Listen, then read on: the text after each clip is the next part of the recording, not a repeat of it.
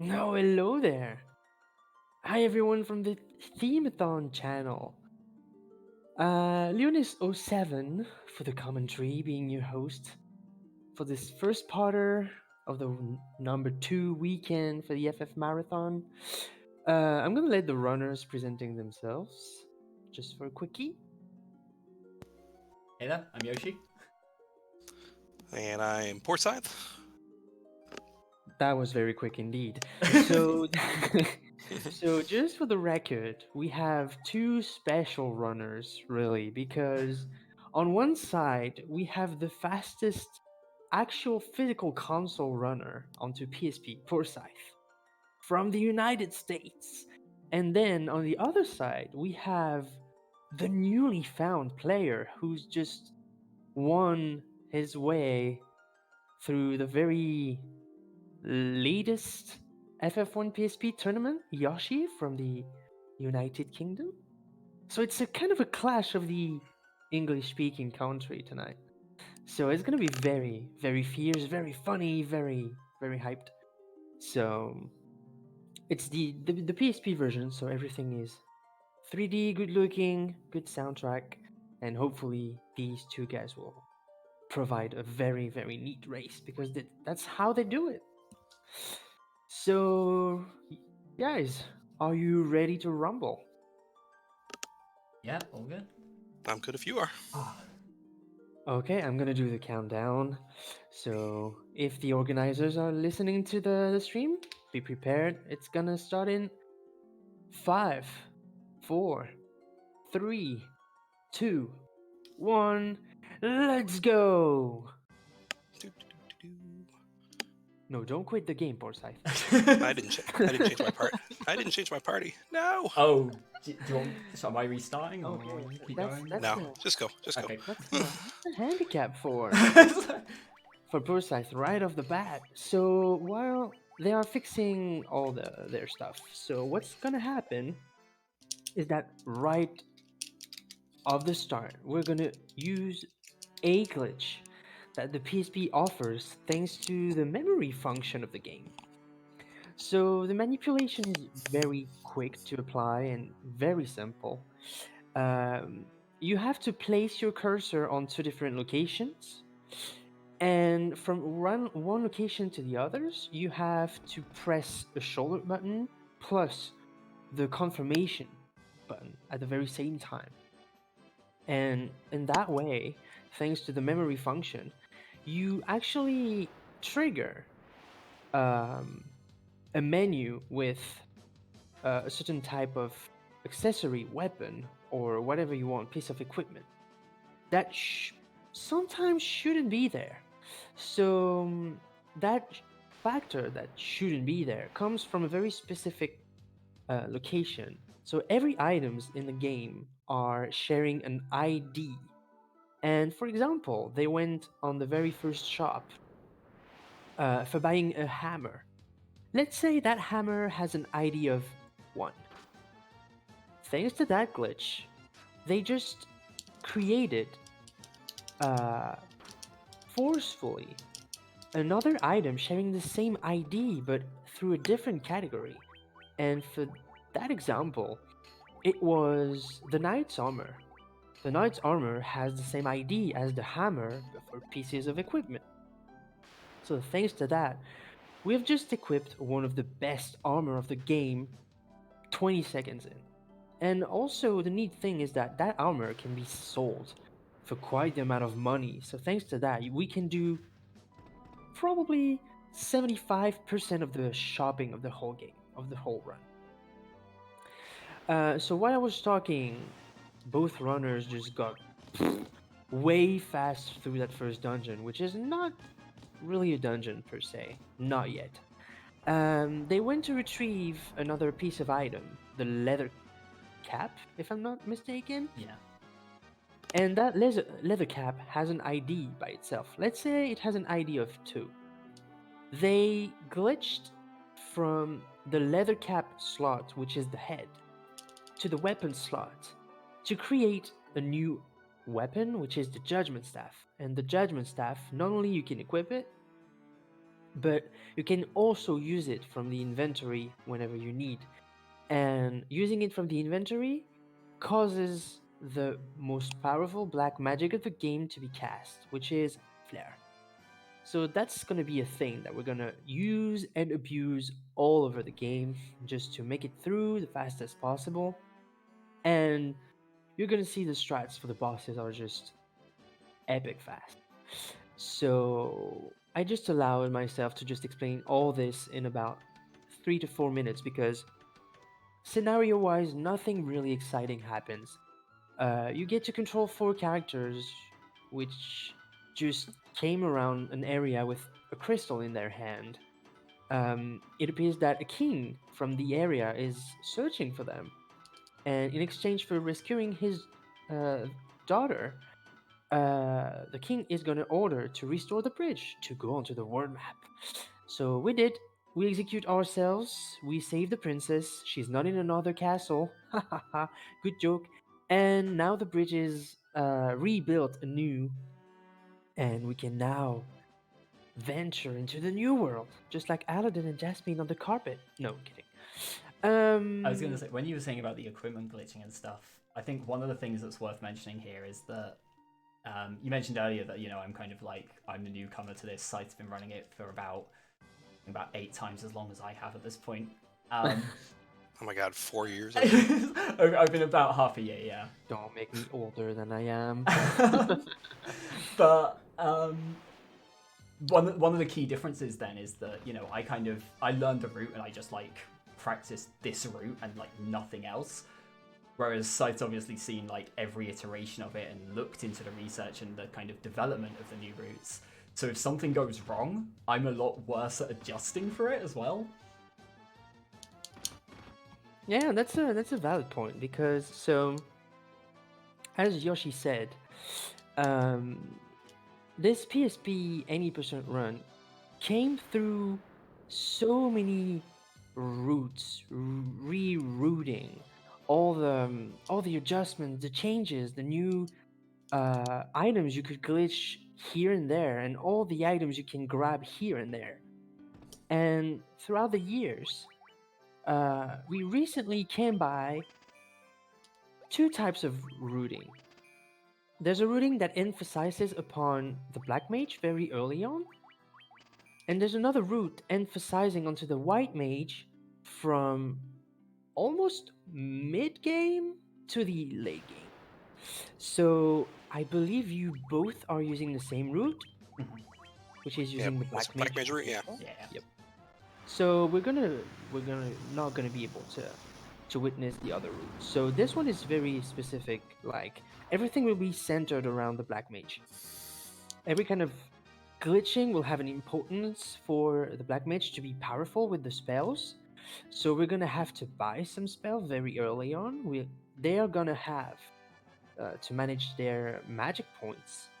So it's gonna be a very interesting one to watch because I do the other route because out of habits. So yeah, it's gonna be interesting to commentate because I don't usually commentate that route. So first time for anything. Also, you can realize that RNG is gonna be a huge chunk of the dynamic of the race because any kind of encounter can be either skipped, well, fled, or unfleeable. And Wait a minute, there's RNG in this game? Are you kidding me? What? Nobody told me that. I was gonna say, you had your like party change at the start and you still beat Garland before me. True. Yeah, so there's RNG, random number generator, which calculates among like with steps, real time, in-game time, probably movement. I don't know how it works for the PSP version, and I don't want to know because it could create a massive headache in advance. But there are like encounters you can flee from, certain that you cannot flee from. So with the PSP version, you really have to make sure that you know every kind of monster pack that you can encounter to make sure you take the right decision at the right time. There we go. And the very problem with the early game is that we are wearing the best armor, but that armor has a detrimental kind of counter effect, side effect, is that the armor is heavy, so it's inputting a penalty on our speed and evasion stats. And that stat is one of the most important for the fleet formula with um, intelligence, actually, which is why the mages, just after the thief, have the more chances to flee from a battle. So the early game, up until you get to the next glitch from the area, is very RNG dependent because you can go super fast as you can go super slow because of the encounters. And some encounters are way more dangerous, like just on Yoshi's screen. That one could be dangerous because those zombies on a normal strike have paralysis touch, and paralysis just make your character being frozen for up until the status disappear. And the problem is that status can be stacked. So even if you think you can get out of it, maybe a zombie is just reapplying to you. So okay. So as you could see, Yoshi just used the Judgment Staff.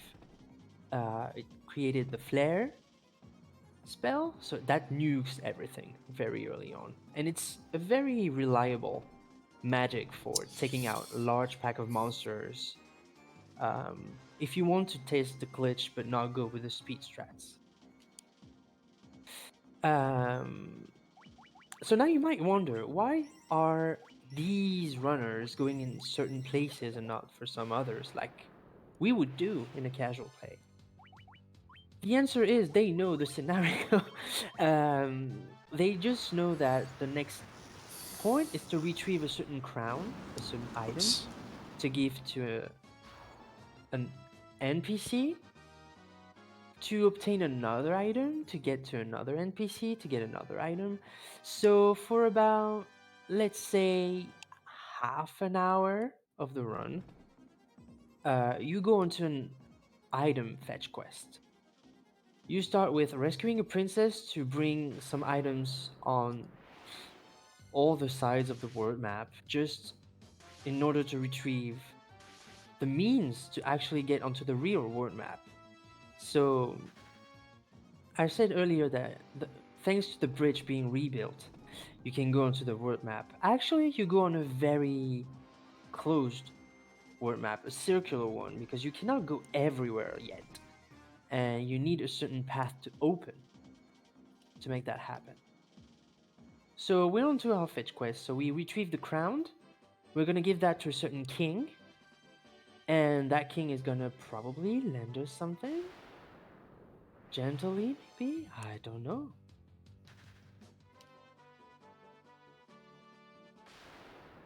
The king's So good both for it. yeah, both runners are pretty close. That's how the FF1 races are most of the time. Like during the tournament that happened, like that finished like uh, almost half a year ago already. No kidding, it finished in August. So yeah, about 4 months ago. All the races were just super close, super entertaining, with all the routes clashing one another. And usually the early game is not as close as you can see. It's usually tightening up mid game to late game because the RNG is where it's actually kicking. So right now we're witnessing quite the time on both sides.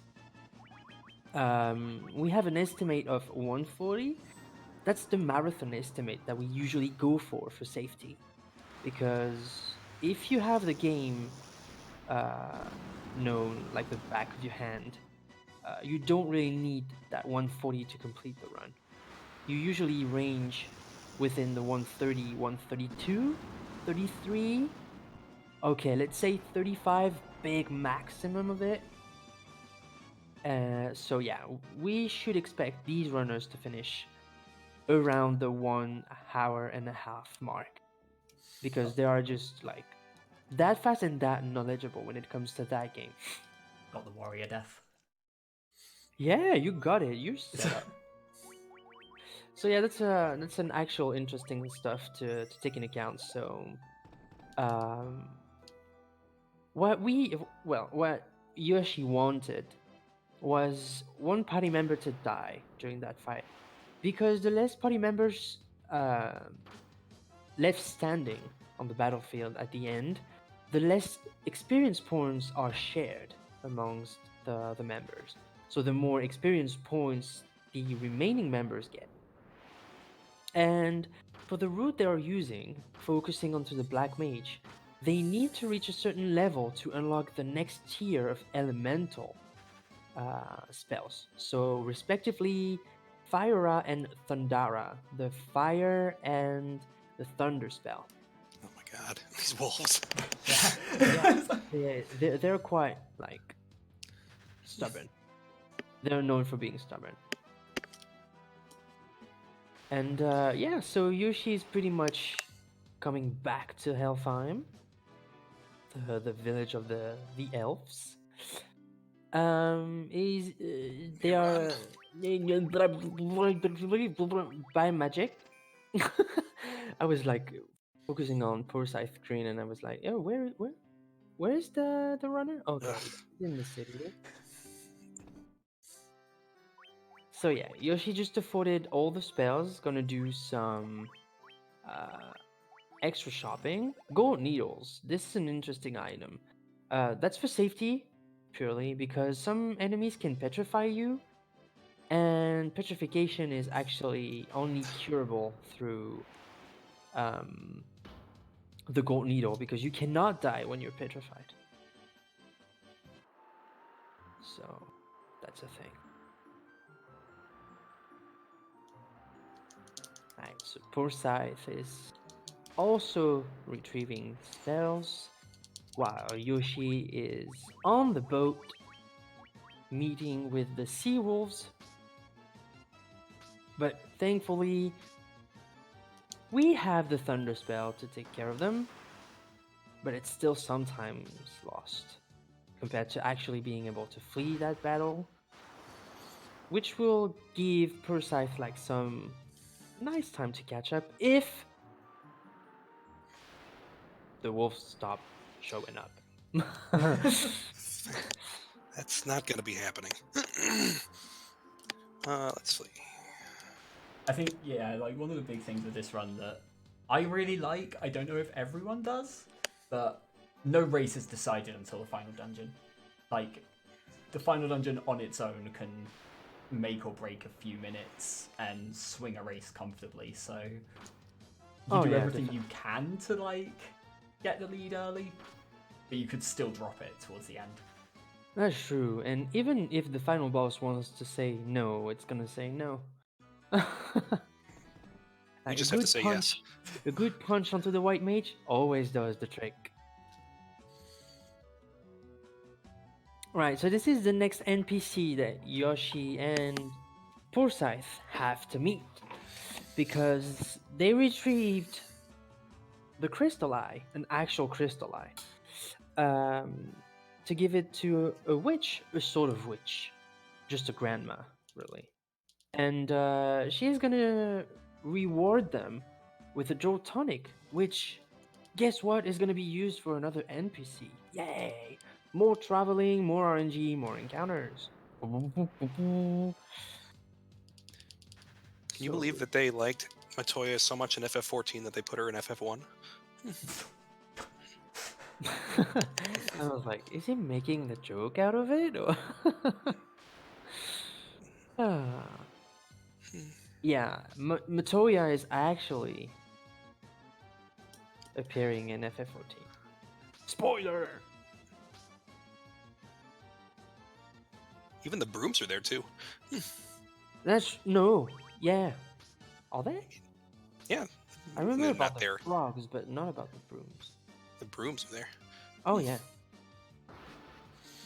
Oh yeah, they also have the mirror kind of questing.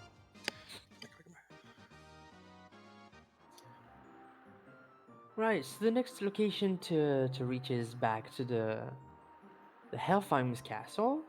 to wake up the prince, because what you don't know yet is that the prince has been put to sleep because of Astos, the dark elf.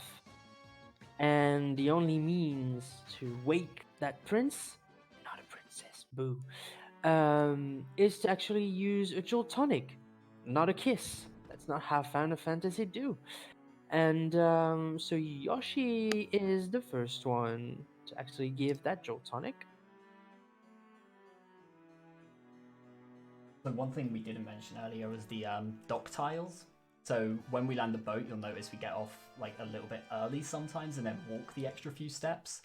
The tiles where you dock have 0 encounters, so it's technically a bit slower if you didn't get an encounter in those steps anyway, but it's such a big time loss if you do get one that it's worth taking the extra couple of steps. That's true. And that makes me realize that there's also another type of tile that I didn't talk about, that we witnessed into the marsh caves with the Pisc demons.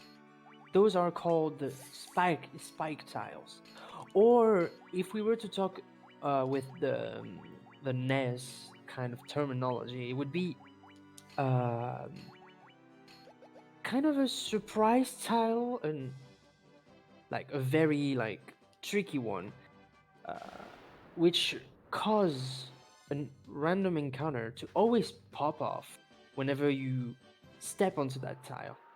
And most of the time, it's always going to be the same enemy because it's coded that way throughout the game.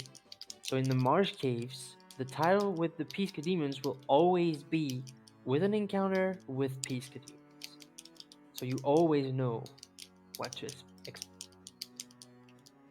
So we are doing the next glitch. So Yoshi already did it. So we are watching it on Poorscythe side. We just got rid of the knight's armor to create the thieves armlets, and the thieves armlet were creatable thanks to the mithril hammer. So once more, we're getting a hammer which shares the same ID as another piece of equipment, and that one piece of equipment is actually just as good for defense, but even better for evasion and speed. So we want to trade these off to make sure that we can now run from the battles more easily, just like Yoshi did. Um, and I think another glitch is also done within that menu, which is very specific to this route, which is the Sage's Staff. Coming from what kind of item? Is The it bronze gloves. bronze gloves, also present in the Elfham's castle? So thanks to that staff, we're gonna raise the intelligence, if I'm not mistaken, the intelligence of the black mage. So every spells will do more damage to the enemies to make sure we can run round every kind of enemies and foes throughout the game. I actually So most really of the time, like that menu. It's really elegantly done because we want one for each mage, but we don't have any important fights between now and the next glitch. So we put one on the thief here, and then the next glitch unequips it, so we can then go and equip it to the black mage who didn't get one there. Yeah, because the very convenient thing with that glitch is that once you glitch the item and that you put another item on top of it, the item you glitch is still stored in your inventory and only equipable by a suited class. So for example, now the thief has the Sage's Staff with him, but if you unequip it from the thief cannot re-equip it because that's not a class suited for it. You have to glitch it back again. But thanks to that, the Sage's Staff is still stored in the inventory, and then you can naturally equip them to the mages without having to glitch anything. And that kind of specificity will come shortly around on Yoshi's screen because the next glitch that is going to be performed is going to create the most powerful weapon in the game. So 23 minutes in, which is insane. And that sword can be glitched onto any character and naturally equipable with the knight. So for that, we're going to buy an item, which is the steel gloves. But for that, we need to sell a bit of stuff to make sure we can afford all the things onwards. So thanks to the thieves gloves, we're going to glitch to the weapon slot to create the barbarian sword.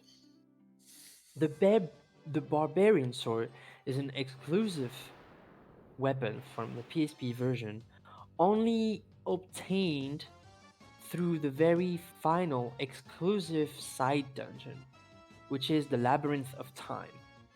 And that item is actually retrievable thanks to the most powerful version of the final boss of that side dungeon, which is Chronodia.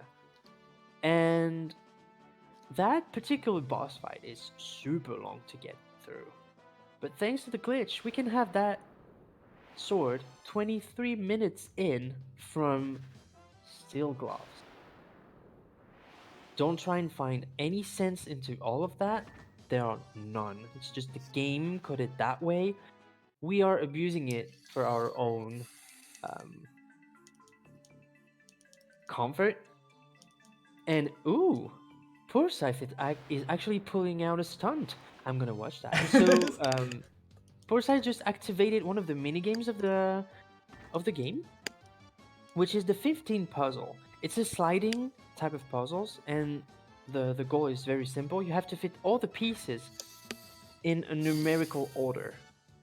And as you can see, Poorscythe is waiting for a certain outcome. He's waiting for the second place range. The second place range is any puzzles done between 30 seconds and a minute. That specific place is targeted because whenever you finish second place, you have the access of a potential of 6 prizes. Amongst those 6 prizes, there's one item that we are looking for, which is the emergency exit. And the emergency exit is the equivalent of the escape rope in Pokemon. You can just warp out of an entire dungeon thanks to that item.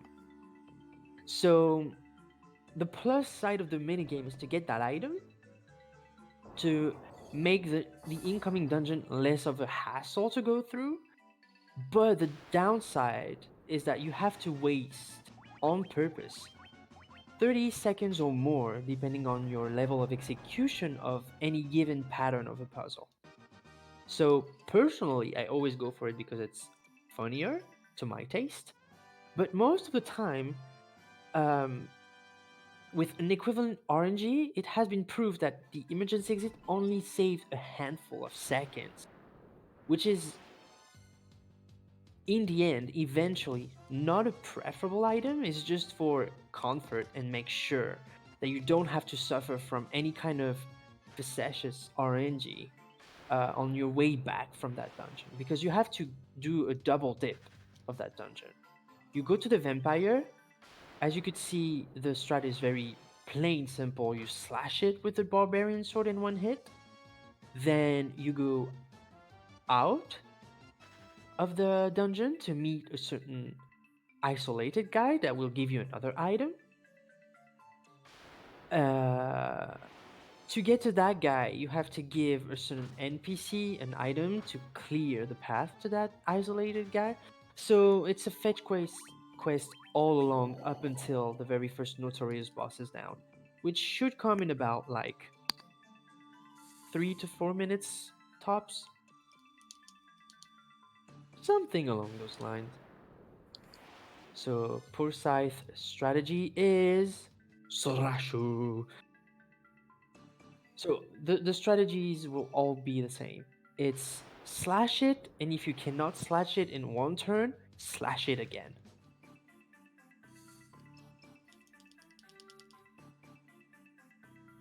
I don't know. I don't think I've ever seen them not one-shot the vampire. It's rare. You really have to hit a very, very, very low roll, I think. But it's very unlikely to be the case. Or you just missed some part of the glitching equipment or something like that. Poorscythe has encountered another set of Peace demons, just as in the Marsh Caves.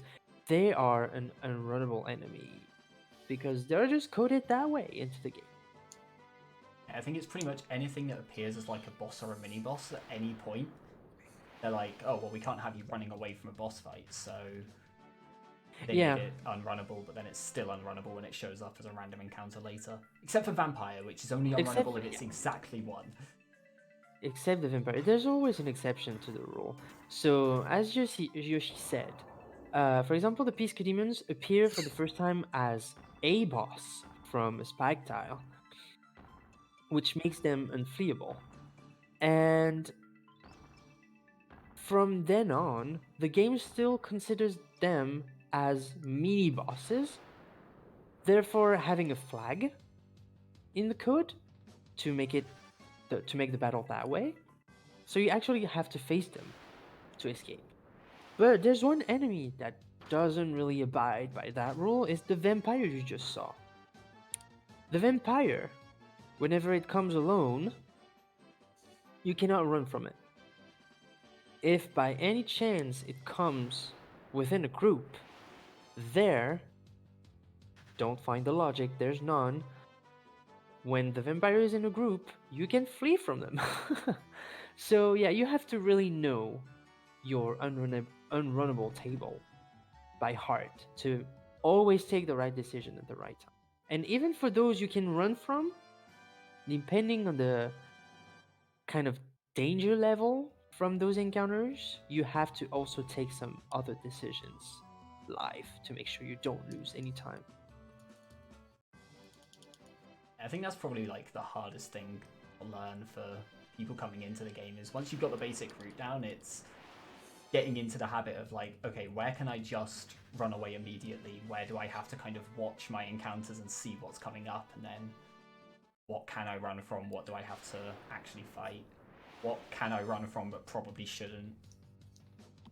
That's actually true. That and learning how to navigate through all the maps. Yeah. That's probably the two major things coming into my mind. For having made one of the organizers running the run and do actual speedrun of it, the very first hurdle was to navigate through all the maps and then to make sure the glitches were done correctly and then to take the right decision. And even with all that, the run, whenever you start, doesn't take much more than just 2 hours. Someone has been called that in chat, apparently. I don't know who that is. But yeah, whenever you come to the run as a fresh starter, expect having like a 2 hours, up to 2 hours and 15 of a time, whenever you go for the very first attempt after learning the basics. And then you can push towards a sub 2 hour and then going slowly down to the 130 mark.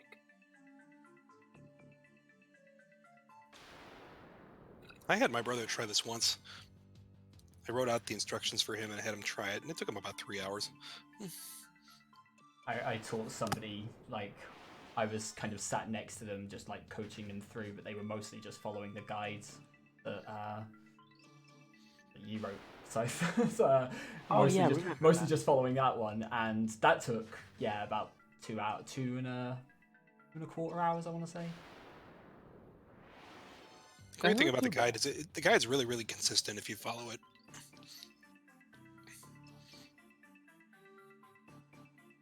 Damn bats.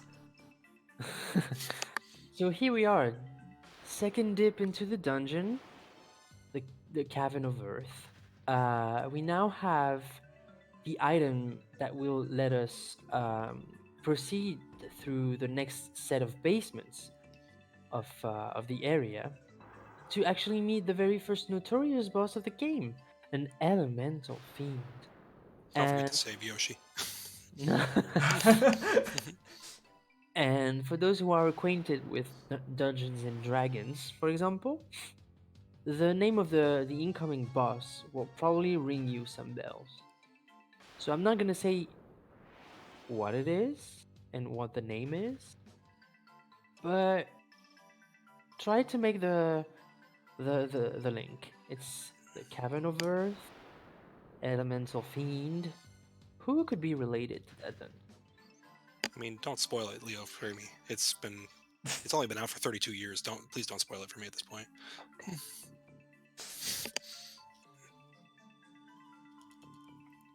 I was gonna say when you were like, if you've played, I thought you were just gonna say FF9. Wow, Jugachi going with a guess. It's Ifrit? No, it's the cockatrices, true boss. The true jerkbirds. Yeah, the jerkbird, the mythical jerkbird. Ooh, ow. You know what? For a second there, I thought I actually did forget to save. I just autopiloted it and thought I hadn't for a second then. And here we go. We And are that's why. facing Lich. Opening with Blizzara. Good Yes. job. Oh, he's That's alive. why, so Nice. that's why you want to take a safety spot for a race, that is, because that guy literally is the one who will dictate whether or not you have a run or not. It's crazy to me that like the three hardest bosses in this game are the final boss, Lich, and Lich. Lich. Yeah, that's true. So with that early death on Lich, Yoshi didn't lose too much time to reinitiate the battle and get a different outcome, which is a 2-shooter. Let's see how it's gonna go for Poorscythe. With the 1 HP warrior. Oh, hello. Well, he took a dirt nap earlier, so. Ooh, and first try for Poorscythe. Now the race is coming back to the closer grounds. Good job. Yeah, don't call it a comeback. I'm calling it whatever I like. It's the commentator's curse. Oh my god. I just noticed there was like a Discord update and I was just about to press the button. No, don't do that.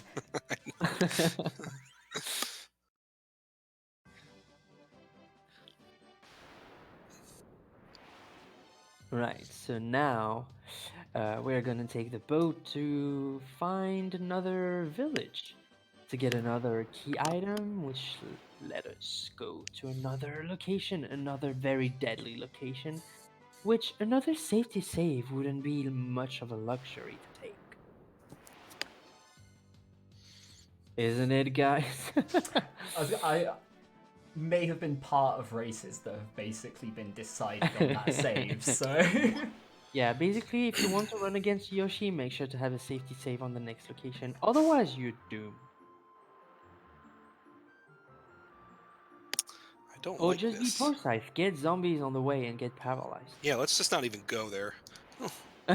Let's just get stuck before we even get there. Oh my goodness. I was going to say, I've run FF1 in one marathon ever before this, and I died in the next dungeon, so I'm hoping for a slightly better go this time. Classic. Right, so Yoshi is about to head into the next location, which will consist on selling some items, buying some others, glitching items from previously bought items, and then talk to a very important NPC, because that NPC has something to give us. Because that village is actually the hideout of the sages. And among those sages is Lucan, which is the one doing the prophecy throughout the entire game. And Thanks to that circle of sages, you get to know more about the mechanics of the game. Magic, statistics, levels, experience, monsters, and all that jazz. And one of those sages actually has a very important item, which will let us ride, or should I say, sail over the rivers. And yes, it's gonna be an inflatable piece of leather with a duck on it. It's the best way to go. Can we just like mod the game so that the canoe appears as like a giant rubber duck now? Yeah. I want it to be like a magical folding canoe from FF3. Yeah. And here's a canoe. And buy a canoe. Right, so the canoe will help the runners to reach the next dangerous dungeon, which is the Cavern of Ice. And I do say that dungeon is even deadlier than the previous one because everything inside wants you dead. You have the zombies, which can paralyze you. You have the mummies, which can put you to sleep. You have the cockatrices, which can petrify you. You have the mind flayers. Yep. You have the mind flayers which can paralyze you or instant death you on a simple hit. You have the right dragons, which can obliterate your party with one breath. You have the Pisca demons that you cannot run from. And where to stop? I think there are more, but I'm probably forgetting. Oh yeah, the how are they called? The higher ups. Dark Wizards? Yeah, Dark Wizards. I was like the higher ups Astoses. It's like- And the Dark Wizards are exceptionally dangerous because they possess the top tier fire spell, which is Firaga! So you don't want to meet any one of those. But this dungeon has quite the Not to mention fun that to offer. ideally you have two characters dead in here as well, so it's just that little bit harder to get away from everything. Yep. Mine are dead well in advance of the ice cave. Which is the optimal setup. Because Yeah. that allows you to just take any kind of battle you want inside the cavern to get some extra levels in advance. Yeah, I'm basically set up for the grind already before I even boarded the canoe to get back there. It's not going well, this run, in terms of speed. Oh, here's the Dark Wizard. Thankfully, it was a preemptive.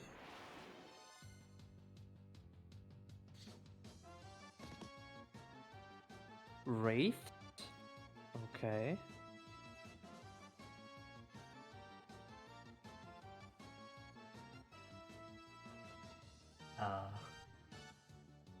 Hello? Yeah, these enemies are do or die kind of gamble. It's either you flee them or you're screwed. Alright, both runners are in the ice cavern. Let's go, let's go, let's go. This is the part where I go fast, right? Oh yeah, it's super fast. 42 minutes, ice cavern? So fast. Blazing fast.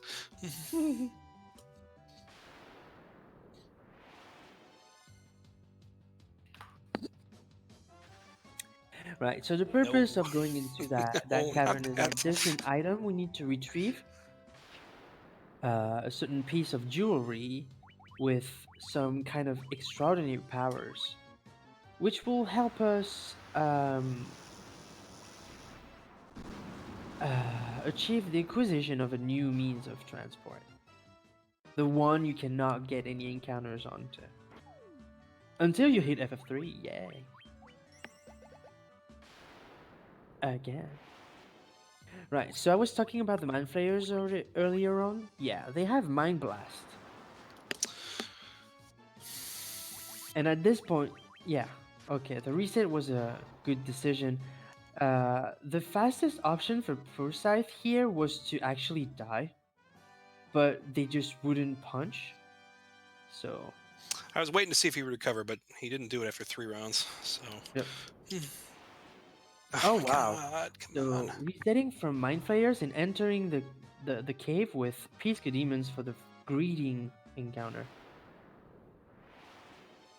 Thank you. Meanwhile, Yoshi is doing a very specific maneuver. He's grinding the Evil Eye. The Evil Eye, at this particular moment of the game, is the best source of money and experience points. So, in order to make the most of it, we have to grind both our mages up until the level 19 or 18, depending on how safe, fast you want to go. And you only have to have both your mages up because they have the Lush Dagger, which is an item that has been glitched in the previous town thanks to the Mythal Gloves. And the Lush Dagger is actually the most powerful exclusive PSP dagger coming from the very final dungeon with the final boss, Chronodia, from another kind of form. So, yeah, we're exploring another item that's not supposed to be obtained that early on, and which just deals wonders. So, Yoshi is done with the grinding, reviving only the thief to just match the experience share system. And because the warrior is just there for tanking, really.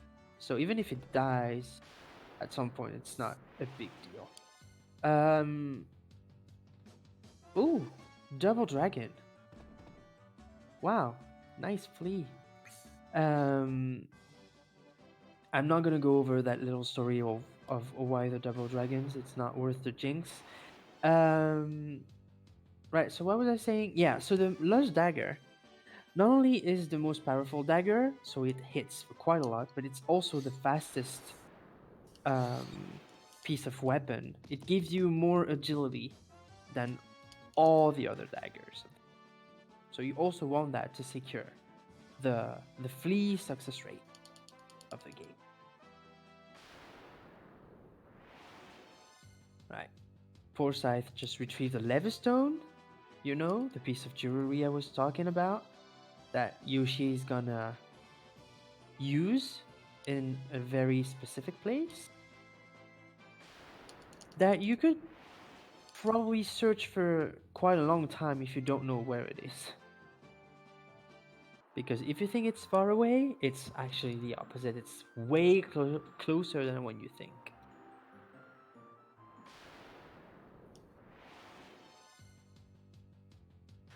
Funny that we're like halfway through the run at this point, and the run's like kind of weird in that sense because a lot of the time you'll think like, oh, I'm still in the early game, and you're like at this sort of stage, because it's pretty much all fetch quests to this point, and then you suddenly just do a dungeon rush right at the end and blitz through everything. Yeah, exactly. I would say the post grinding is the end of the first half, and then you have the rest, which is boss rush, dungeon rush, and pray to RNG rush. Really, at this point, we're so overloaded with weapons, stat boosts, items, money, whatever you want, magics, spells, that the only thing you can pray to is not getting too many encounters. Especially here, because there's an enemy lurking around, which made me meet my demise like 2 years ago inside a tournament, the FF1 PSP category, which is a sandworm. I've become And a that very big fan of piece of sandworms. and that piece of worm is capable of casting Earthquake, which is an Earth Elemental, Ooh, instant music glitch. death. Oh, nice. Um, yeah. So whenever the music doesn't play, it's just an audio glitch you get sometimes. And Because yeah, Sandworms happened again in the final match of this year's tournament. yep, I was on the the right side of that one. yep. That's all you want actually. But yeah, whenever it doesn't want to go smooth, it goes Earthquake, Earth Elemented, instant death spell. You don't have any equipment to resist that yet.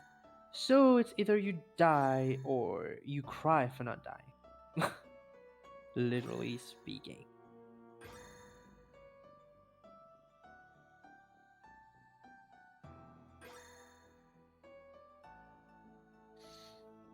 Alright, so the place that Yoshi went into is called the Citadel of Trials.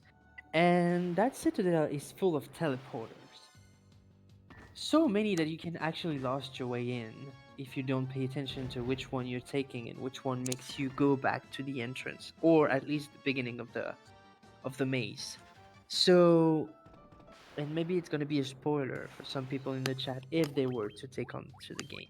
But the general rule for that layout of the dungeon is to always take the the southernest, the most south teleporter onto one layer to advance up until the last floor. And if you can pinpoint which one is the most south one, the most down one, then you're pretty much guaranteed to make it through the dungeon, which is what you want.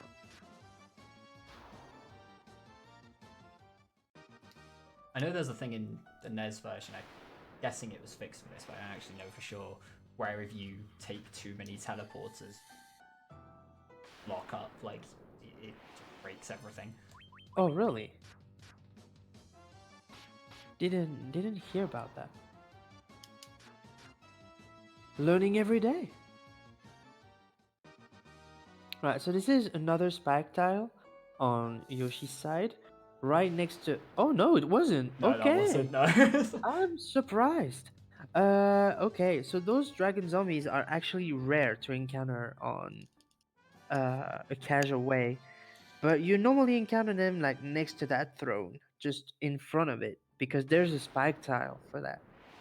And if it appears that dragon zombies can be a curse whenever you encounter them outside of their initial spot, it's actually a chance for you to drop a Mega Elixir, which is a very rare drop, and that you cannot acquire by any other means that defeating a dragon zombie or to complete the puzzle minigame in under 30 seconds and onwards. Like if you finish the puzzle in 29 seconds, then you have to do it lower than 29, then 28, then 27, and so on and so forth. So yeah, you cannot buy the Mega Elixir, you cannot sell them for quite the amount of money. I think they are worth 1 gil. Because it would be absurd to actually sell those. Like in GBA, you would kill for having way too many of those.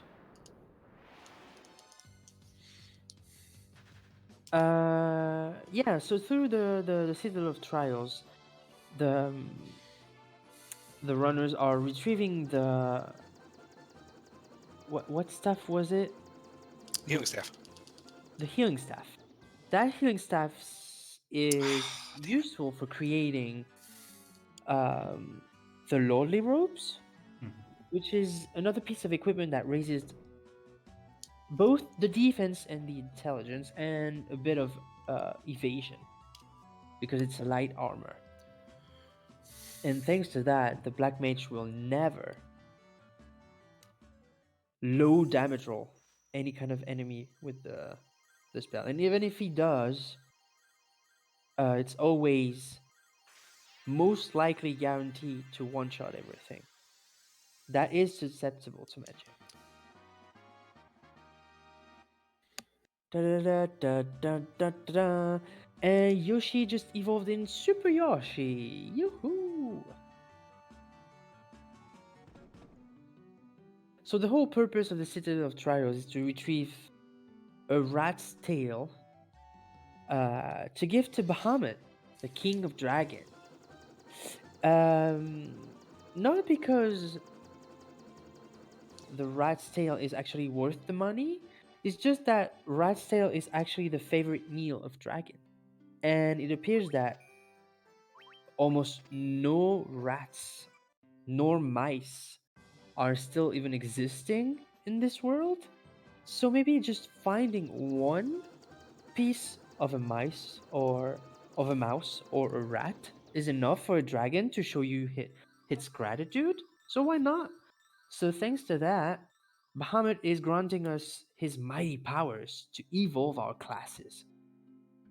In that specific case, the warrior becomes a knight, the thief is becoming a ninja, the black mage becomes a black wizard, and the white mage becomes a white wizard.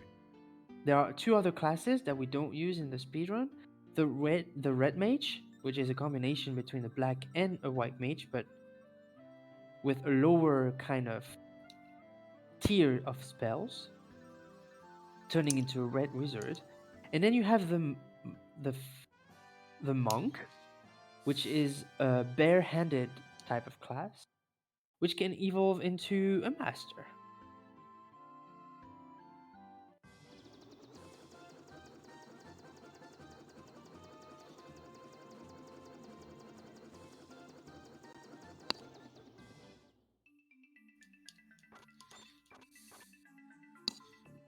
Yoshi entering the Mount Gulk. Someone is going fasty fast.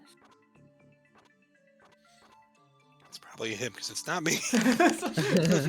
I don't think this runs particularly fast. I think No, No, this is unusually slow. it's a tournament kind of pace. Really. yeah, I think I'm getting fairly average luck and And I'm getting fairly bad luck.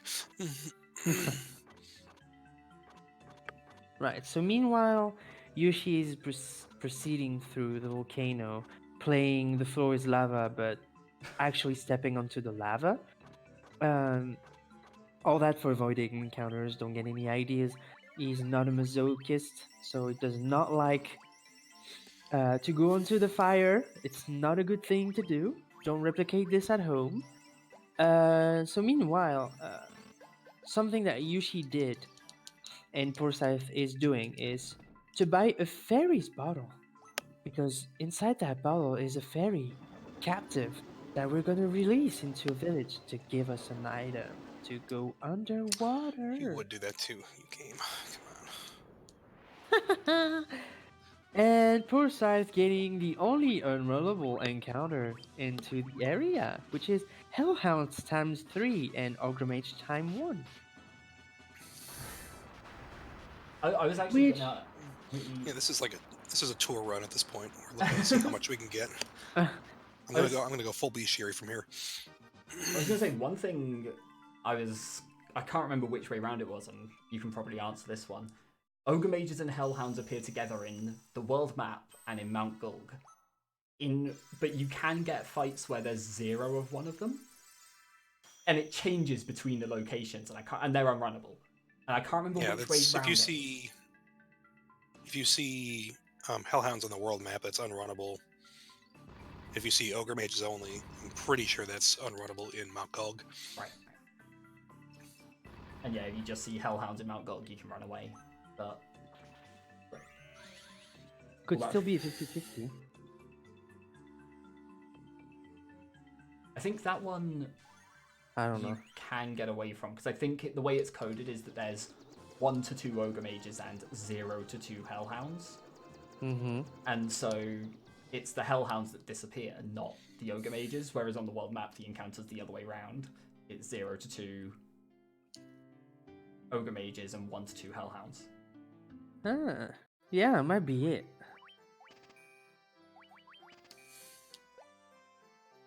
So in terms of boss strategies, I'm not gonna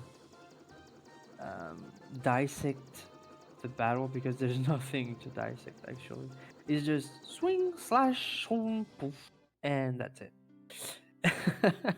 I mean, it's pretty obvious how the incoming battles are gonna be, except for some little twists here and there, but not really super surprising.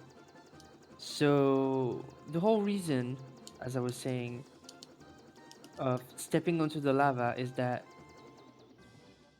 stepping onto the lava makes you take damage over time, but thanks to the animation going on, you're guaranteed not to get any encounters. So as long as you stay on the lava, you cannot get an encounter, but once you step onto a normal part of the floor, there you can get an encounter back.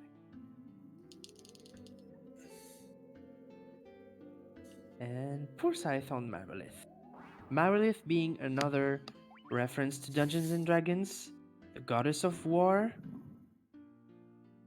also known as Kali.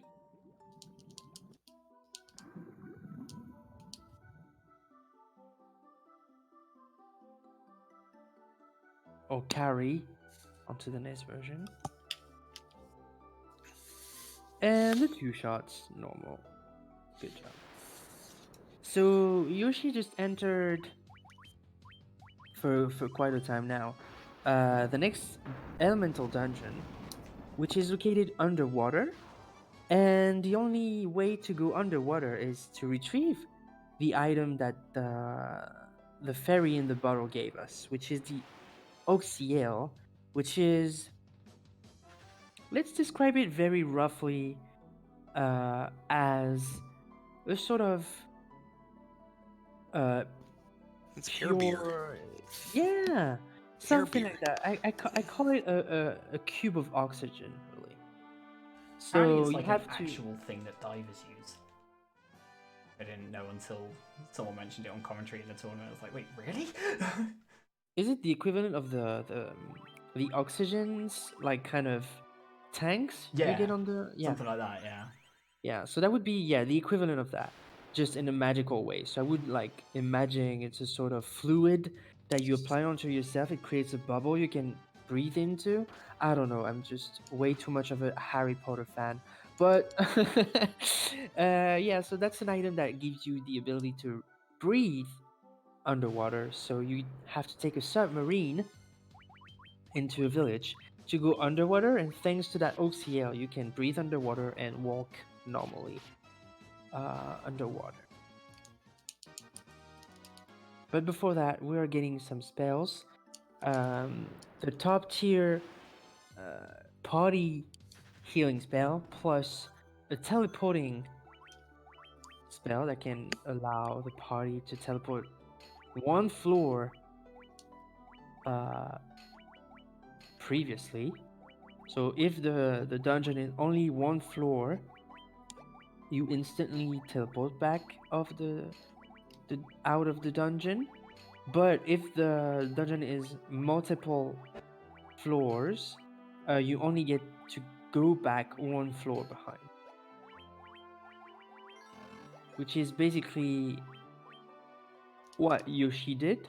Use the teleport to go one floor behind, then taking a chest, which is supposed to be closer than its counterpart, like 3 to 4 floors afterwards, and using another teleport to get to the entrance floor and to proceed onto the other side of the dungeon. I just got the music glitch as well, I think. Yeah, audio glitch everywhere, audio glitch everywhere. That glitch, yeah, can happen like very randomly, and most likely because of the glitching going around. So it might be frame related, might be time related, it might be just random. I think it's related to taking menus or something, from my experience Yeah, over the years. might be. I've never investigated into that matter, so I don't want to advance anything false. There's also like 2 forms of the glitch. Mm. There's a temporary form where it just resets after every fight, That's what And I'm then there's getting another, now, there's a yeah. more permanent form which actually cuts the music entirely, Okay. which has technically been more beneficial because that means the item fanfares can be skipped Mm-hmm. to save time. True. It's Yeah, just I'm getting it I've at the never moment seen where anybody it's like be able to force that. So yeah, Yoshi is being pummeled with unrunnable encounters. So there are three types of unrunnable encounters in that dungeon. The Sahagins coming along with princes, which are unrunnable. You have the ghosts that pulls quite the punch whenever they decide to go physically at you. And you also have the water elemental, which works in a very specific way. That is, if you encounter only the water elemental by one, two, or three of them, they are unrunnable. If that Okay, I have to elemental spell out. is followed by a water naga, so from another kind of species, you can actually flee the battle. Why? I don't know. It's probably in the code of the game, and they didn't expect that kind of outcome to just occur, but it's part of the plan. I was gonna say, I guess water elementals probably guard a chest somewhere. Uh huh. Oh, that's not what I wanted at all.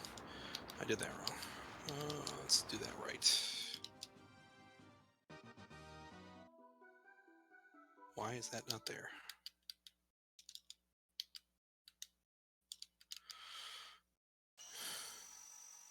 Oh, this is the wrong character.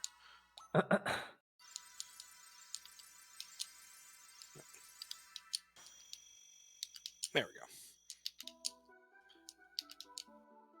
I have not done that before. All right. So thanks to Poorscythe, we can now see that we can Holy crap. glitch stuff onto the shield slot. Now things get interesting.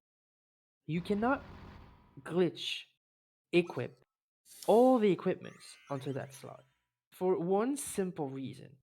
Whenever you engage a battle, sometimes in place of missing, your character is gonna try and parry it, which is to try to use the shield element attached to the slot to create a little animation with a shield or a cape, which prevents any damage to come into.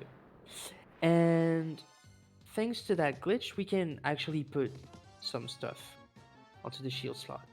But there are only 4 to 5 items that we know up to this day that are not subject to messing up with the game, because if you try to parry with an item you cannot parry with, it sufflocks the game. And so far, we know that the feathered hats, the lordly robes, the survival vests, the ribbon, and probably another one that I Is got. it the I can't remember? Is it Gaia gear in this? Oh, the Gaia gear. Okay. That one? I think that was one, right? Yeah. And the Gaia gear do not create the soft lock situation. They actually give the character to have a parry animation. So good to know. It gives us the possibility to equip an extra piece of equipment to give an extra boost for stats and defense and all that jazz. So while Poorscythe is trying to make his way um, to the very end of the dungeon with the next boss, which is Kraken, Yoshi is onto a very specific location as well. Well, reaching the end of it, which is the Waterfall Cavern. That area in the game is flagged with um, the highest chances to get an encounter per tile. It's actually the highest level of a dungeon. So it's not abnormal to get more than 5 to 6 encounter in that area.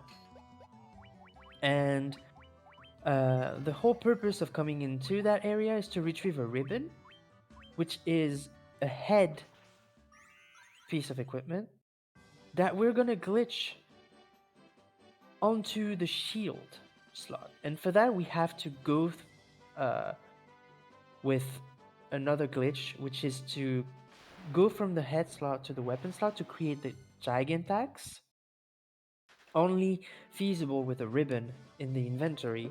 And thanks to that Gigant Axe, you can go from the weapon slot to the shield slot and create a ribbon.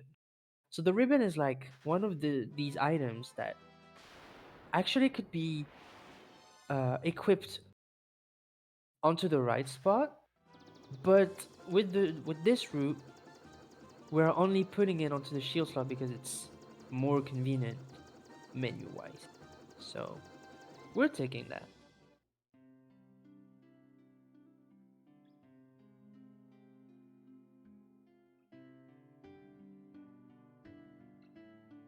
All right. Poorscythe is done. He's gonna make a quick trip through the waterfall caverns, so hopefully it's not gonna be too long of a trip. Yoshi just learned a new language thanks to Dr. Une, the Lufenian, which is the language of the priests and the priestesses from a very, very, very remote village called Lufenia. What a surprise. And the only way to get to that village is by airship and parking on one specific slot, one specific tile that only has plain grass. Otherwise, it's all forests or seashore. So you have to find that spot, make your way all the way south through the forests with potential unrunnable encounters such as zombie dragons. No, not zombie dragons. Minotaur zombies. And I don't think the ice gigases are in there, but the winter wolves are, and they are runnable. But sometimes, if you get an ambush, you're in for a treat because they're gonna take all the time to cast their longest spell available, and that makes you lose sometimes. It also, in my opinion, has the worst enemy in the game in the NPCs in Lufenia. True. This is the true end game. Trying to go across the priestesses. Nice. Oh wow. Yeah, that's a very nice one. So these NPCs are known to block the way, and the PSP version has the teleport spell, so you can warp out instead of just doing the back and forth. In the GBA version of the speedrun, you don't, for the new routes which are existing, you don't have teleport. Never. You never have it. So you have to make the back and forth, and sometimes the priestesses are just blocking your way forever, which is a mess.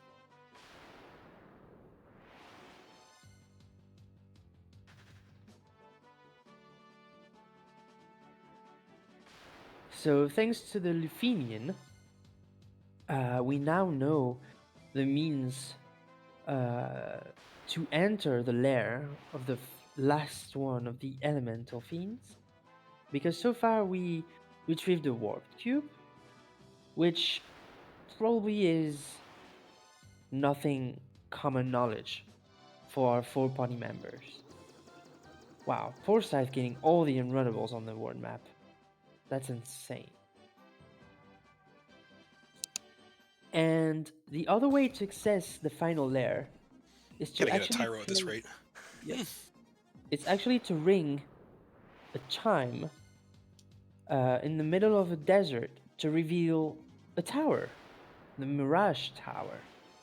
And that Mirage Tower has a teleporter that can only be activated thanks to the Warp Cube to go into the next part of the dungeon, hosting the last one of the Elemental Fiend.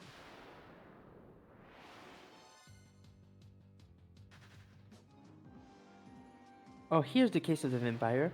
2 of them runnable, 1 of them not runnable. Also, Hellhounds here are Are runnable runnable. now because there are no Ogre Mages here, and it's only when they're together that they're unrunnable. Indeed. Indeed, indeed.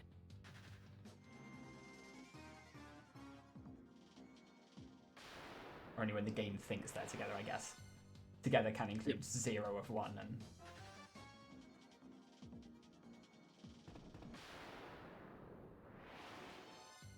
Alright, Spike Tile, Blue Dragon always will be occurring, no matter how many times you go through that tile. And Teleporter. So if you don't have the Warp Cube, you cannot teleport. And you have to go back into the Waterfall Cavern to retrieve it.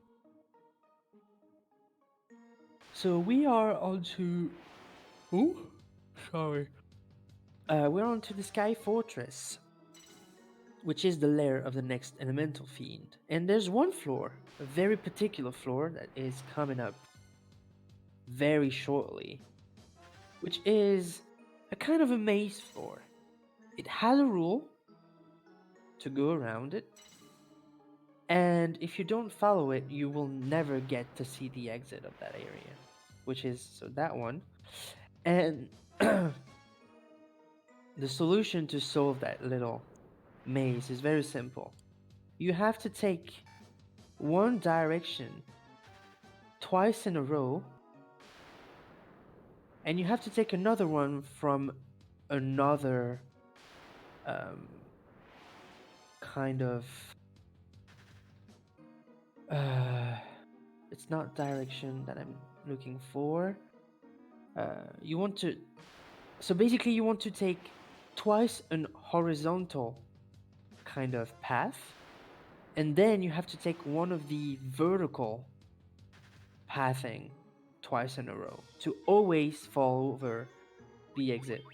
If you go right then up, or right then down, that works. Same for left up, left.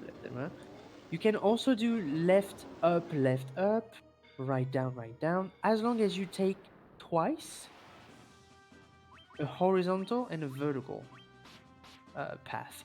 If you go left, right, you fall back onto the entrance.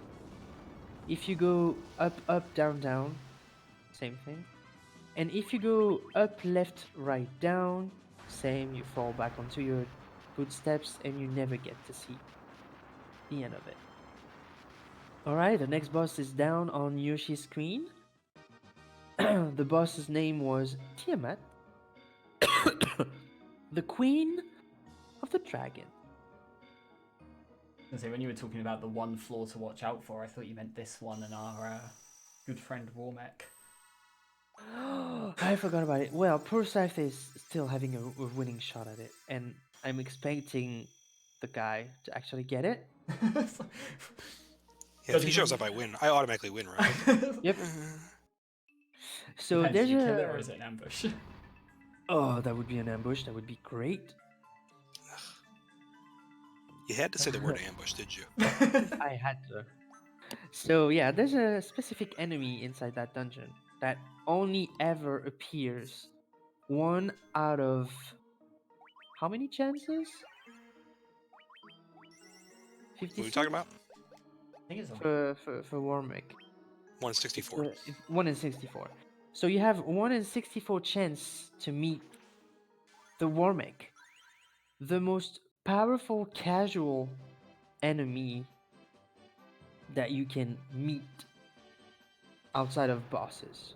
And that one robot can be quite deadly, as it can be quite easy to dispose from thanks to the barbarian sword and the haste strat. So we'll see if Poorscythe is getting it, because Yoshi didn't get it at all. which is actually what you want to get, not meeting the um, the monster. But we have some kind of tradition when it comes to the FF1 tournament. Whoever meets with the Warmake automatically wins the race, even if they lose, which is kind of a way to joke about it. Really, most of the time, it's not an official rule because everyone would actually grind to see it to just literally end up the run instantly. So yeah, no, that's not something you wanna create. I was gonna say, I feel like a lot of That's why you gotta runners. change it to a time credit or something. A lot of runners seem to have their unique encounters now as well, like because there's a bunch of encounters throughout the game that are 1 in 64, Yeah. and some people just seem to have Oh, nice. absurd luck finding them. Purple worm, purple worm. Yep, I had to sing it. Is this just That's because it my. drops emergency exit? Well, it's also a convenience because they also have that as a rare drop. Those purple worms can drop emergency exits. But yeah, it was more for the purple rain kind of reference more than anything. I mean, I do like my emergency exits, but like that late into the run, yeah, no, I could probably do without. Death Eye, 1/, boom. Tiamat, 2 or 3/, boom. Or 4, yeah, 4 slashes.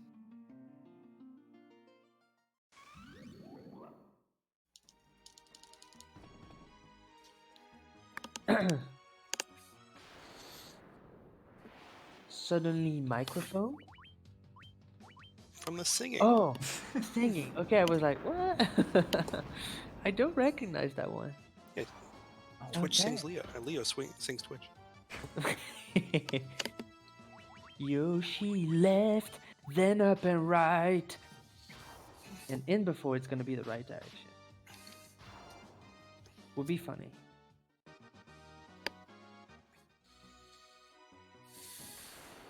What did I say? Left and right. No, left and up. I don't remember. Left, up, and right. Yeah, no, it's gonna be left, up, and left. Ah, bummer. Uh-oh. Right, so Poorscythe. No Oh, Warmech. Womp double womp. break. No Warmake. Boo. So, Reset. both runners are heading towards the last stretch of the run. Yoshi has an option on the victory for that race, being almost done with the normal floors of the final dungeon. Here you go. So now we're gonna fight against some enemies that we already fought with earlier on the run, but those enemies are a little bit more powerful than the original ones. So we're gonna see how it goes because the incoming one is, or could be a run killer depending on how risky you want to go about it. Taking your safety safe? Okay, good job. Because if Lich First Edition could open with Bizarra, this one can open with Flare, which is exactly what happened. And it's a very high roll spell, as you can see. Ooh, stop. Okay, good. And this is Lich Refight. Done. So now you can pretty much guess which are the next 3 bosses incoming before the final boss.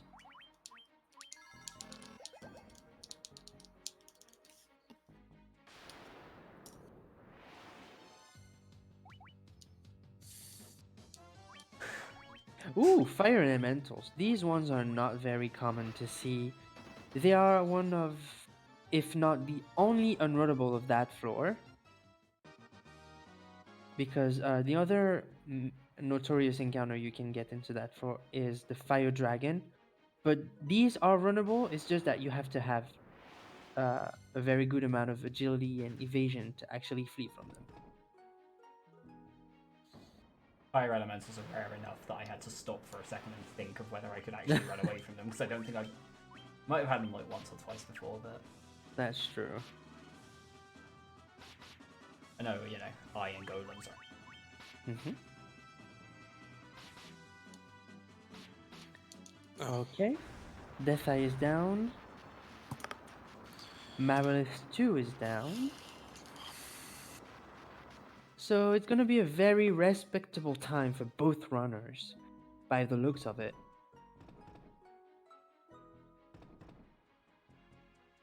Definitely sub 140.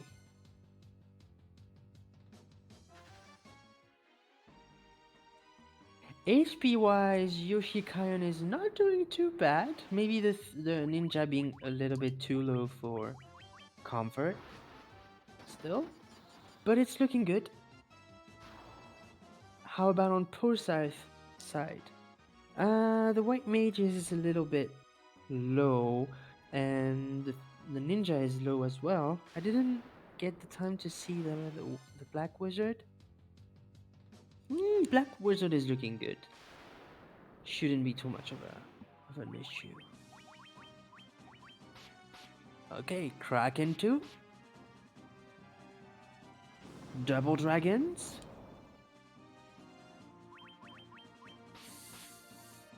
What will it be? I wonder who. Okay, so Yoshi could finish the Kraken fight before Poorscythe could run from the double dragon. That's interesting. Another double dragon. Preemptive. Chimeras. That's good. Alright, last refight for Yoshi before the final boss. Tiamat number 2 with the haste strat. So this is the very first time that we see haste into action. Haste has one purpose and one purpose only.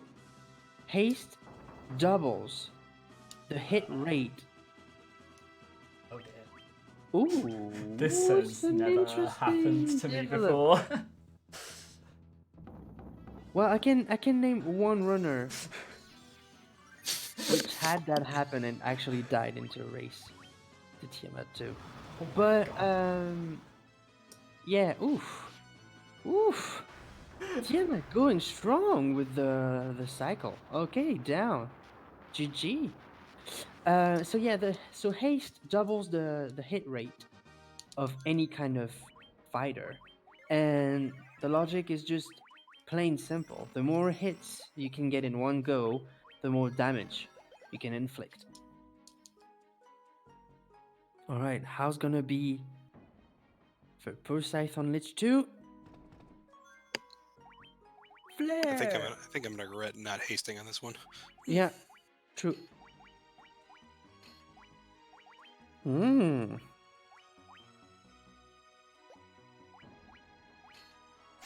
Oh, good crits though. That's true. Right, so Yoshi just did the very final version of the glitch. So the black mage will be put aside for support kind of purpose, while the white wizard is getting to shine back again with putting all the lordly robes and the sage's staff Yeah, for it's just raising the stuff. intelligence. Yeah. Just, yeah. To raise the intelligence, so the healing spell will do more recovery. And for the black wizard, I didn't watch the menuing, but you probably went with an extra barbarian sword. Yeah, sword and ribbon. Yep. So we put on the ribbon to add some elemental resistance and some special attacks, kind of prevention. And we put on an extra barbarian sword with the black wizard for extra damage, extra DPS to make the fight shorter. So once the party is set up, which should happen like very soon, we are also using giant tonics to double the amount of maximum HP a character can have. So yeah, now Yoshi is set, so it's only a matter of turns now before Chaos is actually down. So the time will occur whenever Chaos flashes. So whenever Yoshi says time, it's gonna be time. Meanwhile, Poorscythe is going on with the Kraken floor.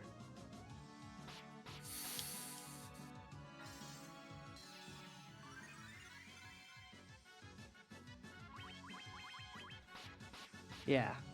Yoshi's Chaos is going on a very, very interesting pattern. All physical so far.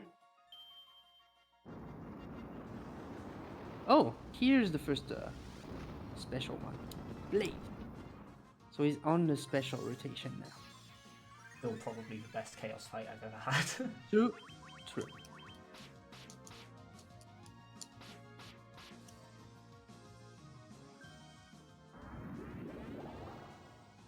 Tsunami, okay.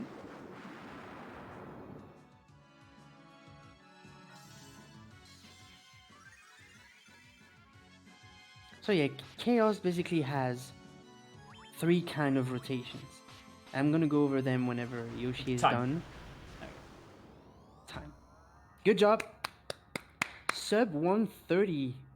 Wow. Marathon performance right there. Nice. Good job. 129.42.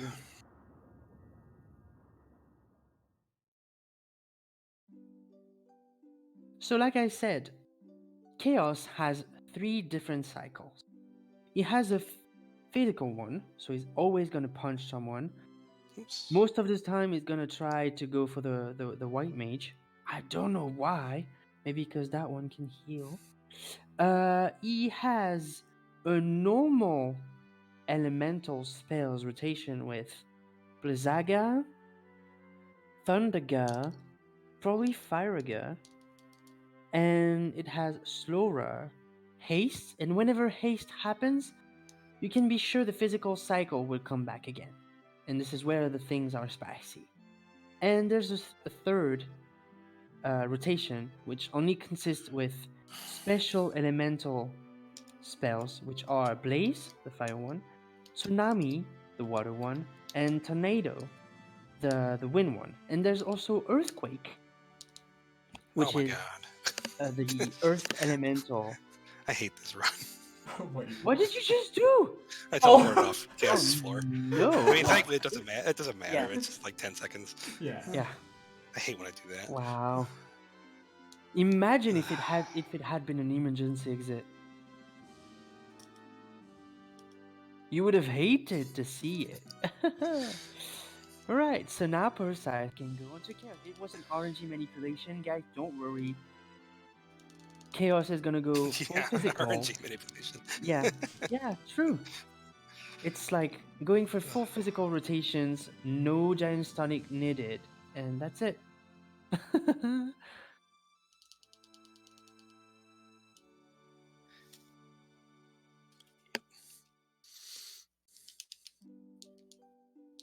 Alright, and the opener is...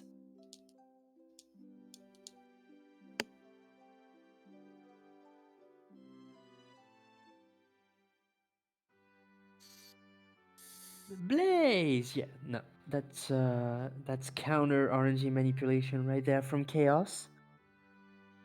Knows the tricks! Knows the tricks. Not killing anyone is at least something, though. I think that's like pretty much it. If you get through the first turn on Chaos, you're generally fine. It can be. The only thing I'm worried about is a white mage crit. Yeah. Which can definitely happen. I think I'm known for trying to curse that kind of run. And say I know I won a race with that as well, so I feel like that's the only way I win races in this game. It's not by me getting good luck, it's by my opponents getting all the bad luck. Just send it to them. Yeah. That's one way to do. All right, the setup is done. Now it's only a matter of turns. So prepare the second time.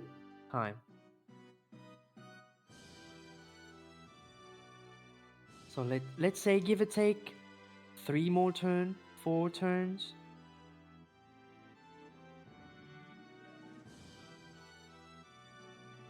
Something like that.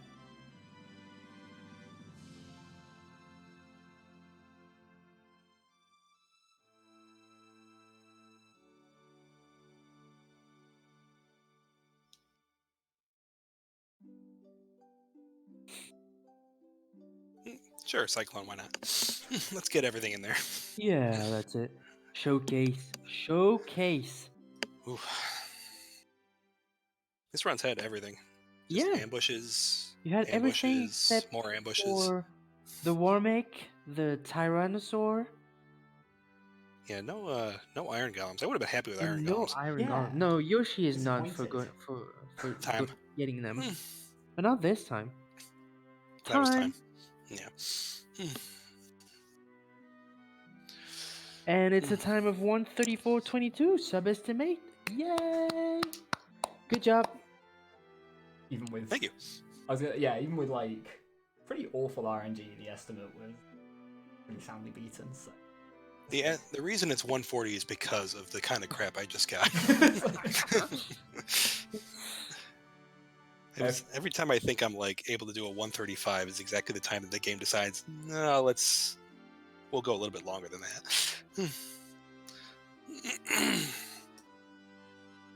It was fine. Just a lot of encounters. I was gonna say, I feel like we both had a really kind of slow early game. I remember looking at Lich and we were both at like 35, 36 at Lich. I think mine just I've been solidly behind for half the run, and mine could picked not up catch from up at there. all. Yeah, mine picked up quite a bit after that, and I don't think yours ever quite did. Way the game goes. We crushed the estimate, but man, it crushed my soul in the process.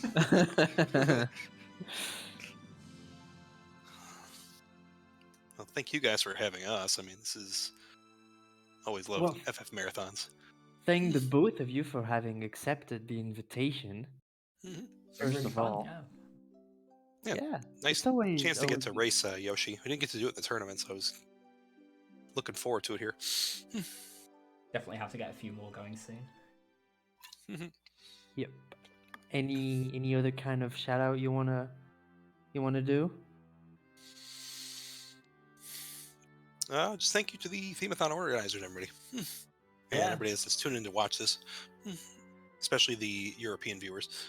Yeah, I guess. Thanks for giving us a shot to kind of showcase this. It's fun being able to race because, like, say we haven't raced yet, so that was quite nice. And the usual shout out to the community for being like really like I've started running this game kind of middle of this year, and the community is super friendly, super welcoming, really good at just like going through things bit by bit by bit.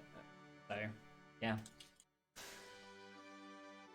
Good, and I want to actually give my thanks for the Themeathon group as well, for allowing us to have that two-parter kind of little events that makes up for the lack of FF relays that we didn't get to have for quite a while now.